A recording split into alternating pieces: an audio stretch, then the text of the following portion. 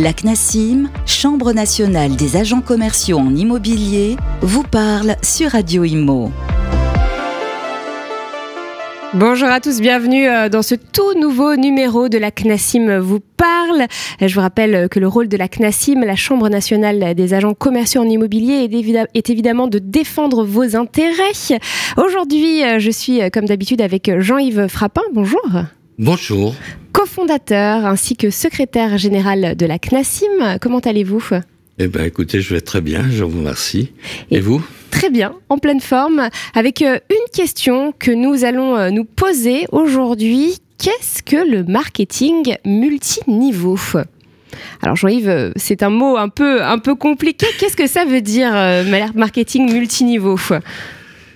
Eh bien, c'est la différente hiérarchie, si vous voulez, dans le domaine du commerce. Bon, vous savez que dans les entreprises...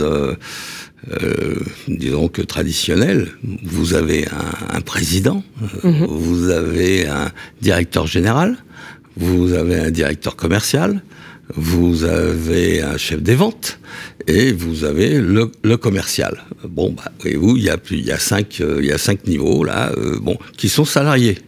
Hein. Chacun a des liens de subordination, voire même le président, puisqu'il a un conseil d'administration. Donc, c'est bien hiérarchisé. Le marketing multiniveau, ce n'est pas de la vente pyramidale. La vente pyramidale, c'est qu'on oblige quelqu'un, s'il veut travailler, d'acheter quelque chose pour pouvoir continuer à travailler et puis ensuite, débrouille-toi dans la nature. Non. Le multiniveau, il est défini par la loi du 4 août 2008, qui dit qu'il y a la possibilité, en fin de compte, d'organiser son marketing ou son réseau avec des personnes qui encadrent d'autres personnes et qui sont directement reliées à le propriétaire, enfin la tête du réseau, si je peux dire.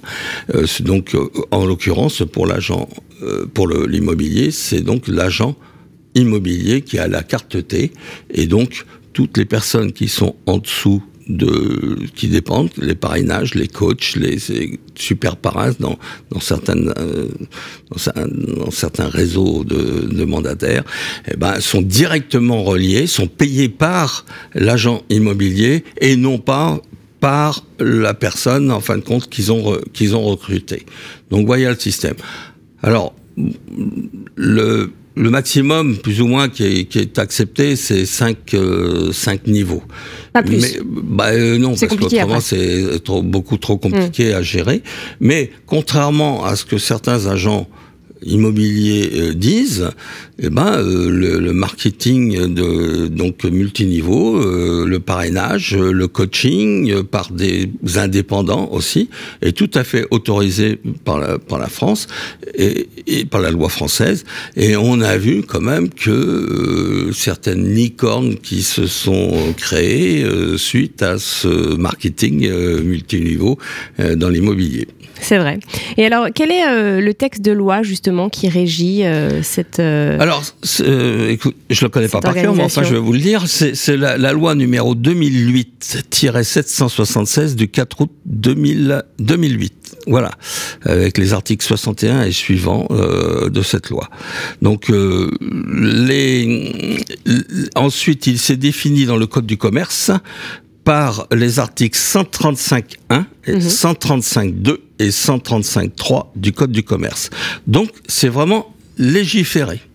Vraiment légiféré. C'est inscrit dans la loi. C'est inscrit dans la loi et n'importe quel agent immobilier peut créer son réseau grâce à ce système de multiniveau.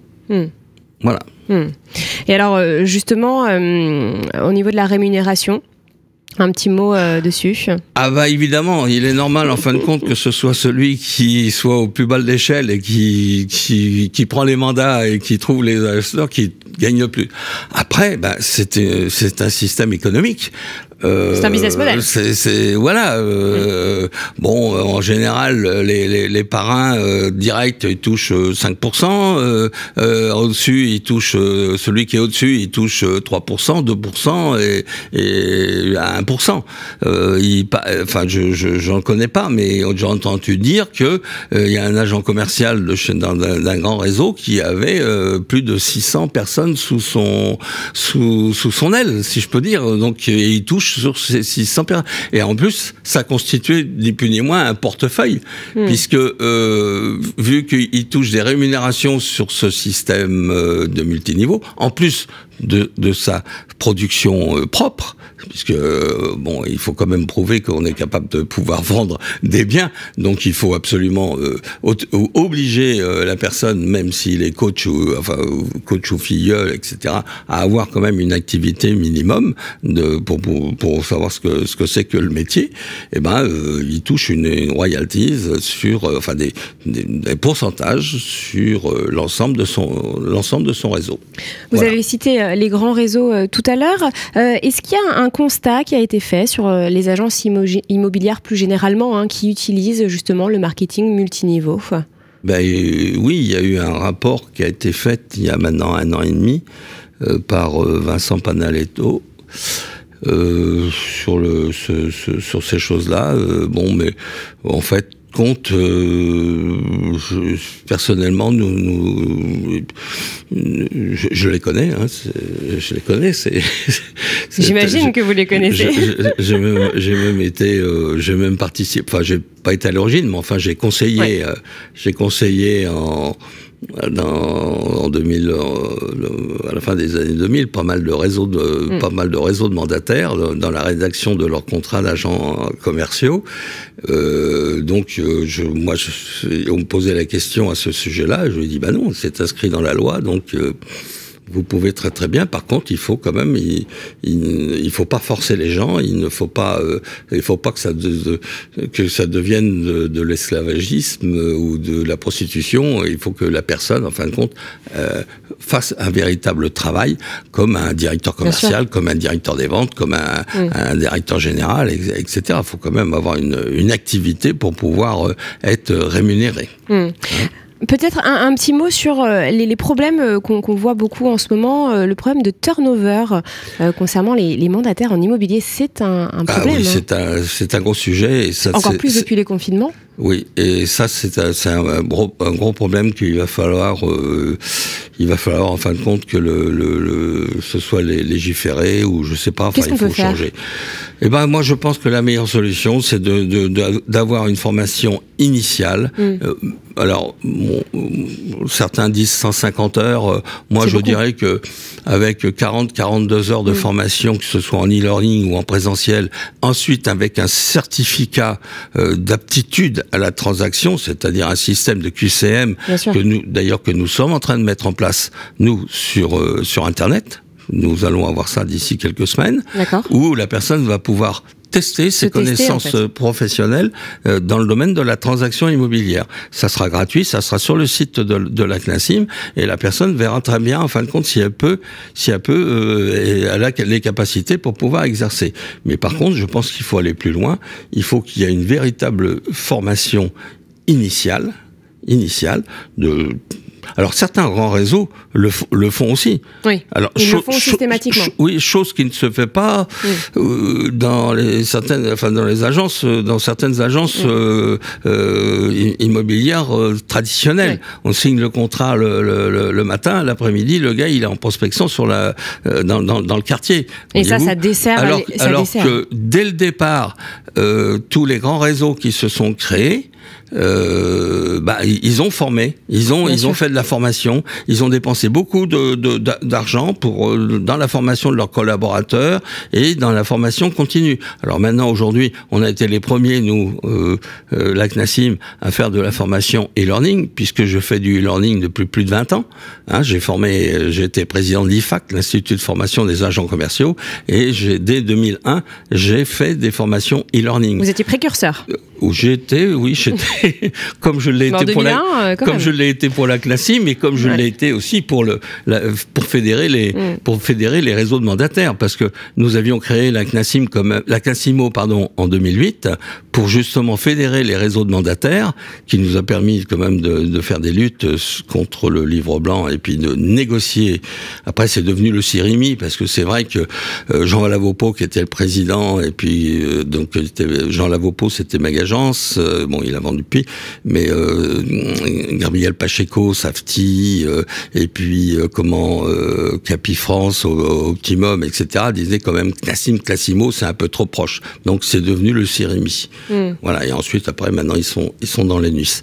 Mais dès 2008, on avait créé un syndicat des têtes de réseau de mandataires. Ouais. Et c'est très important, hein, cette formation est très importante des agents commerciaux, parce que je rappelle quand même que cette fâcheuse tendance, vous l'avez mentionné, qu'ont certaines agences de les faire signer, de les mettre sur le terrain tout de suite l'après-midi, ces agents commerciaux, ça dessert en fait l'image des agents commerciaux. Ça porte préjudice à l'image qu'ils ont. De la profession. Tout à fait. De la profession. D'ailleurs, moi je vois bien nos adhérents, etc., eux, ils réclament. Hein. Bien sûr. Les bons élèves réclament ces formations. Mais ça n'empêche pas que à la CNACIM, on a un turnover de 30%.